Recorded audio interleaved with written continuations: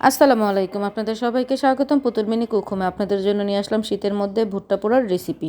বাইরে ভুট্টার থেকে ঘরে ভুট্টা এইভাবে পুড়ে খেয়ে দেখবেন, খেতে কিন্তু দারুণ মজা। এখানে আমার সরষের তেল লাগবে। আমি ভুট্টাটা আগে ছিলে নিচ্ছি। দেখেন আমার ভুট্টাটা কিন্তু ছিলা হয়ে গেছে।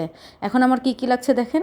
এখানে আমি 1 টেবিল চামচ লবণ দিব, তার সাথে আমি 1.5 টেবিল চামচ মরিচের গুঁড়া দিব, তার সাথে দিব একটা ম্যাগি মশলা, আর দিব আমি 1.5 পিস মানে 2 পিস লেবুর রস চিপে দিলাম, তার সাথে দেবো বেশ খানিকটা সরিষার তেল দিয়ে ভালো করে এটা মিক্স করে নিব। আমি ভালো করে এটা মিক্স করে এখন আমি ভুট্টার গায়ে আস্তে আস্তে করে মেখে নিব। দুটোটা ভুট্টার গায়ে আমি মেখে নিচ্ছি। আমার কিন্তু মাখা হয়ে গেছে মশলাটা। এখন আমি চুলার জালটা কমিয়ে এটা আস্তে আস্তে ঘোরাবো আর এইভাবে করে পুড়বো, আর সাথে মাঝে মধ্যে একটু মশলাটা ব্রাশ করে দিব। এটা আমার স্কিপ হয়ে গেছে, আপনারা মাঝে মাঝে একটু ব্রাশ করে দিবেন মশলাটা। আর এই ভুট্টা পোড়াটা খেতে কিন্তু দারুণ মজা। আপনারা এইভাবে ঘরে ভুট্টাটা পুড়ে খেয়ে দেখবেন, আরেকবার খেতে মন চাবে। আমার ভুট্টাটা পোড়া হয়ে গেছে। এখন আমি 2 পিস লেবু নিয়ে নিলাম। আমি লেবুটা একটু একটু করে দিব আর সাথে একটা করে বাইট দিব। আপনারা এইভাবে করে খেয়ে দেখবেন, বলবেন ঠিক আছে রেসিপিটা।